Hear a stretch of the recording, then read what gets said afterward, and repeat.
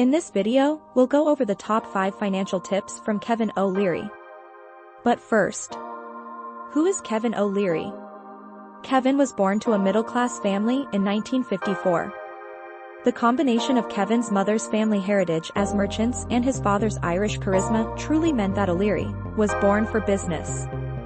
Kevin learned most of his business intuition from his mother. She taught him key business and financial insights from an early age.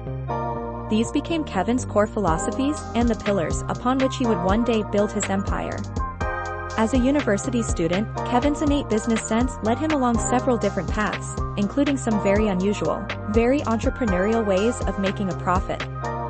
Not long after he finished his MBA, Kevin had a meeting that changed his life forever. He met a man who had a strange idea for a software product, an idea with huge, high-profit potential that Kevin immediately recognized. After years of ups, downs, sacrifices, challenges, and lessons learned, not to mention a critical phone call that nearly cost him everything, the opportunity that Kevin saw eventually turned into a computer software giant that was acquired for more than $4 billion. After his extraordinary success at the software company he founded, and a difficult period of obstacles and legal disputes, Kevin eventually found himself on television, quickly becoming a sought-after host and personality on a range of shows, including Discovery's Project Earth, CBC's Dragon's Den, and ABC's Shark Tank, earning the name Mr.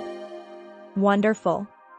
Today, I have the pleasure of speaking with Kevin O'Leary, Mr. Wonderful himself. You'll be amazed to hear his personal experiences and inspired by the values that made him what he is today, so let's dive in.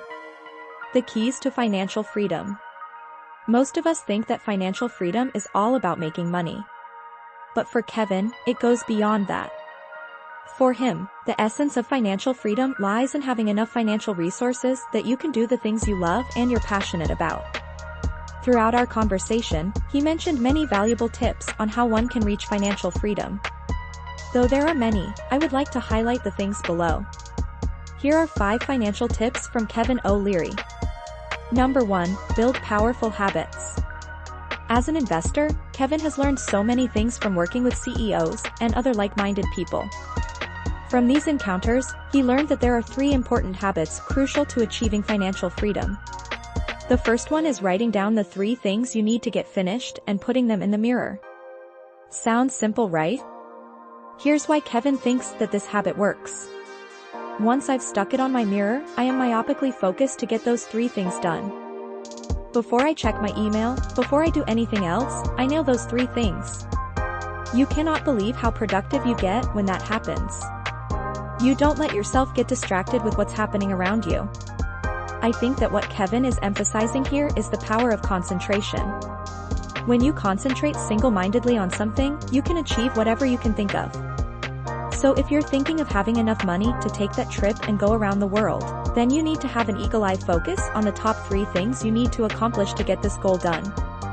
Another powerful habit that you need to develop is listening to your gut. Now, this might take a little bit more of your courage because you can only train your gut by letting yourself undergo many experiences, and not all experiences are great. But Kevin explains why you need to undergo both the good and the bad. I agree with what Kevin said, 100%. You might have your business plan mapped out, and you might have a great team behind you, but sometimes, life happens. So this is the perfect time for you to train yourself to listen to your gut.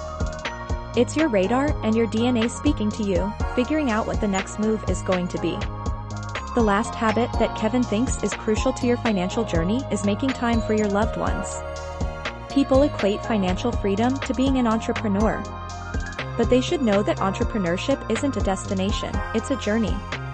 The challenges of that are very difficult, particularly when you're starting. There might be points in our lives where we feel like we need to choose between our career and our significant other. But just like what Kevin said, building the habit of spending time with them can be significant in reaching your goal to be financially free. The good news about this is that anyone can build and have these habits eventually. If Kevin can do it, so can you. Number 2, develop a mindset of abundance. People have different perspectives when it comes to money-related matters. Some think that money is the root of all evil, while others see it as a tool to achieve happiness. These differences make us unique, but to achieve financial freedom, a mindset shift is necessary. So how can someone shift from having a negative perception of money and start seeing it in a positive light? I think Kevin has the perfect answer. A third of our population seeks entrepreneurship, and you know why. It's not out of greed for money. It's the pursuit of personal freedom. When you have enough financial resources, you can spend your day doing things that you want to do. What Kevin is trying to say is that we should stop looking at money as an end goal of our efforts, but as a means to do our life's passions. In this case, you can spend your time doing the things you love. Number 3, start investing early, but that doesn't mean you can't start late. If I were to ask you, when did you first learn about credit cards and the stock market? What would be your answer? Was it in college, or was it by the time you had your first paycheck? If this is your answer, then we might truly be failing our society. Financial literacy should be taught as early as high school. I know many people who are in their 60s who have nothing set aside for their retirement. If we keep on doing this and not teaching our kids how to invest, then we are on our way to failing an entire generation. But this doesn't mean that you can't invest in your 40s and 50s. For Kevin, financial education can still take place even when you're older. The truth is, changing your spending behavior can happen at any age. You can be in your 40s, which is difficult, but you can do it. By that age, you should start saving 20 to 25% of what you're taking in. The formula is simple. Savings and the right investments can turn you into a self-made millionaire. Repeat these, and soon you'll be enjoying a life of wealth and abundance. Kevin even has a business initiative called Beanstocks, a robo that invests with your philosophy. Whatever type of investor you are, conservative, moderate, or aggressive, give it a shot, and see if you want to sign up. Number 4, invest in yourself. The longest relationship that you'll ever have is with yourself.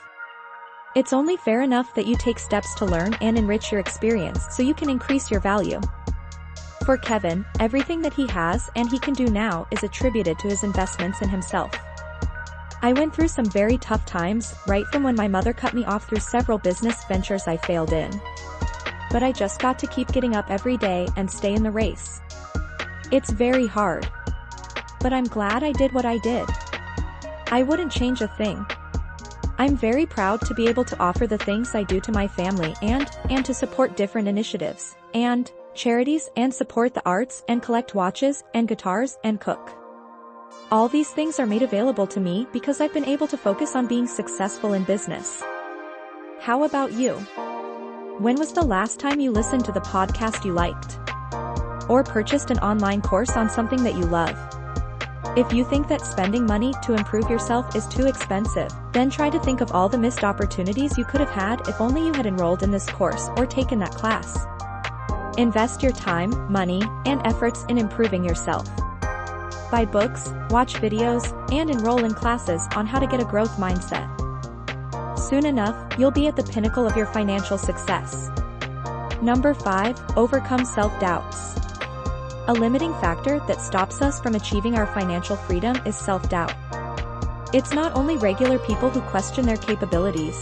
Even well-known celebrities and seemingly confident and seasoned businessmen like Kevin have self-doubts. What is just different, however, is the way we approach things. Kevin shares how he deals with his self-doubts, even in his daily life. I was dyslexic when I was young, so I had a lot of problems with that. Just learning how to read and keep up in school, but I didn't let it get in my way. Today, I think that the biggest mistake that we have is that we let what people say in social media get to us, but really, why would you care? The only people you should worry about are the people in your family and your close friends. You can't make everybody happy ever. And as long as everybody you know thinks you're great, it doesn't matter. It's what you think about yourself that matters. If you liked this video, make sure to subscribe to the channel as we provide the best in the financial space.